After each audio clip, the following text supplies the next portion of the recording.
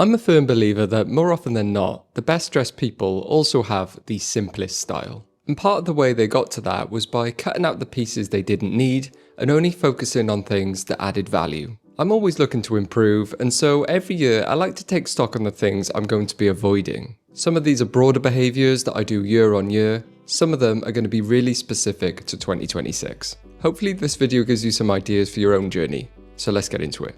Heritage for heritage's sake. This one might ring true if you already follow the channel, because I know a lot of us are on the same wavelength. I've been on a bit of a journey these past few years to try and build a really timeless wardrobe, and that's caused me to purchase certain items purely because they have heritage and history behind them, without actually considering if I even like them, or indeed if they even fit me properly. The first example of this off the top of my head is the Red Wing mock toe boots. One of the most famous boots in the world, has been around for decades, and is rated very highly by some of the world's biggest shoe lovers. So in my head, I absolutely had to have them. However, I didn't give it one thought as to whether I actually liked them. Now, I'm not saying they're not timeless, I think they actually are. But for me, they just didn't work with my style. They're a bit too heavy and boxy, the colour I got stood out too much, and I wore them once or twice and then had to sell them. Another prime example that's happening right now is that I feel like I want an N1 deck jacket. They look awesome, lots of history behind them, but will it actually suit me? Or do I like it because I just keep seeing this image of Paul Newman wearing one? The overall realization here is that just because things are classed as timeless doesn't mean you need to like them or that they will suit everyone. So I'll be avoiding heritage for heritage's sake in 2026. Trends for the sake of trends. In exactly the same vein as the previous point, I'm avoiding trends this year, mostly. And this is nothing new to me, it's a yearly habit that I've been doing for a long time now, so you've probably heard me talk about it already. I'm not bashing trends by any means, they keep the industry exciting, and every now and then I'll dip my toes into one, but only if it makes sense in my current wardrobe and rotation. I'm long past the days of buying into a trend that doesn't really suit me, and then having to make everything else I own work around that trend. Plus, many trends come and go within a year or so, and I like my clothes to last a lot longer than that. So yeah, trends are something I'm going to be avoiding in 2026. Synthetics. I'm doing my best to avoid synthetics in 2026 unless it makes sense for the piece. Synthetics such as polyester are essentially plastic, and a lot of the time they're added to clothes to cut costs, which can't be good for the environment. But it goes further than that. Once they're in the clothes, there must be some degree of microplastic pollution, and they can often make the clothes feel and perform worse, usually having weird shapes and fits, and just not lasting quite as long. And because they're made so cheaply and sold for a pittance, it feeds into that throwaway culture of wearing something once and then throwing it away. That being said, there are undoubtedly times where polyester or nylon makes sense, and sometimes a blend can work as well. But for the most part, if I can help it, I'll be sticking to natural materials in 2026.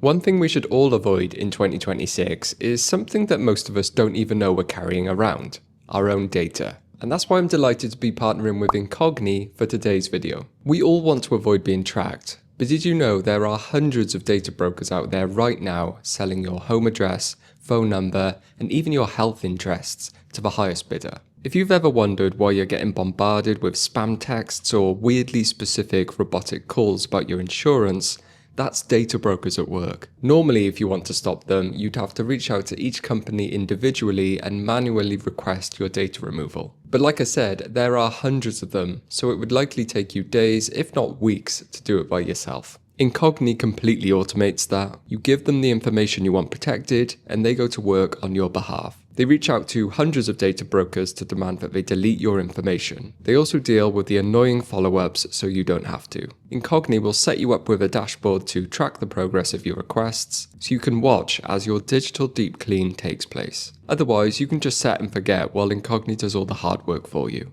Also, they've recently introduced custom removals, where you can submit specific links to Incogni for them to delete on your behalf, just in case you come across something that needs to be taken down as quickly as possible. This is great because it covers data brokers who might not be in the automated list. If you want to join me in taking your personal data back with Incogni, then sign up using the link on screen now. That's incogni.com/lung. I'll also leave the same link in the description box below and the pinned comment. Make sure to use the code LUNG at checkout for an additional 60% off. That's LUNG, L-E-U-N-G. Thank you again to Incogni for sponsoring this video. Anything full price. Next up, another thing that's ongoing year after year for me, I'm basically not paying full price for anything in 2026. I'm fortunate to pretty much have everything I need clothing-wise. Anything additional at this point would just be a want rather than a need. And it's absolutely fine to want things, but I'm just saying I'm not desperate for anything new at the moment, which puts me in a good position to say, hey, I like this thing, but I'm gonna wait for a sale. I'll put things in my wish lists and then just not think about them that much. Most of the time, they will reduce. This way, I can save a bunch of money and prevent my closet from overfilling. I did a video on my frugal habits like this and many other things that have saved me thousands and thousands. So if you're interested to learn more detail, feel free to check it out. More shoes. The next thing I have to avoid in 2026 is buying more shoes. I've just accumulated so many shoes over the years. Some of them have been gifted, which I'm really grateful for, but I'm starting to look like one of those sneakerheads with walls of boxed shoes. It's difficult to find the time to actually wear them all, especially given that I work at home most of the time. And my taste in shoes and boots is pretty vanilla. I just like black or brown boots and black or white sneakers for the most part. So finding new shoes that add a bit of uniqueness to my rotation is actually quite difficult. Therefore, unless something extremely special comes out that I can't live without, which I doubt, I almost certainly won't be buying any more shoes with my own money in 2026. Everything vintage. Alright, next up, I need to slow down on the vintage pickups in 2026. I was on a huge vintage kick last year. Actually, it's probably been going on for a few years now.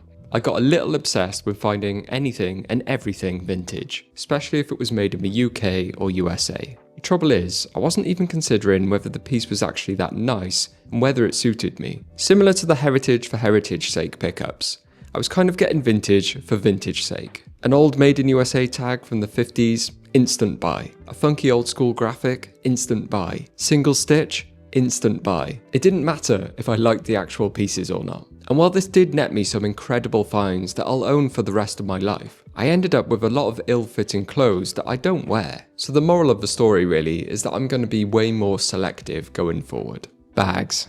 A big trend over the past few years in menswear, which is set to continue in 2026, are bags. Not backpacks, actual shoulder bags, being used more as a fashion statement than for practicality. I actually do appreciate how much they can add to an outfit. They can look so good, but I've resisted them for so long and I've come to the conclusion it's because I just don't feel like they would work for me. They don't fit into the type of outfits that I wear. And I find it a burden carrying anything around, not only because it's tiresome, but also because of the risk of losing it as well. The furthest I'll go is probably a tote bag, and that's only if I'm actually using it for a practical purpose. Also, needless to say, I will never ever go near those crossbody bags. I just think they look terrible. So yeah, bags are something I probably won't be buying into in 2026. Last up, I'm not buying any compromises anymore. What I mean by this is something that acts as a placeholder to fulfill a purpose or want. My most recent example of this was the Our Legacy mini leather jacket. I've wanted it for so long and had been very close to buying different leather jackets that kind of looked similar to it, simply because I wanted something to fill that void. However, I stood strong and resisted, and was lucky enough to get the real thing I actually wanted at a chunky discount. Going back to my frugal habits video, part of the reason I'm frugal is so that I can afford the things I want when the opportunity arises. No more buying something that kind of looks like the item I want, or a dupe of the item I want. I'm either saving up and getting the real thing, or I'm not getting it at all. Because if I buy something that's second rate, I am going to regret it down the line. So there's the main things I'm avoiding in 2026. Most of them aren't because I dislike a particular thing.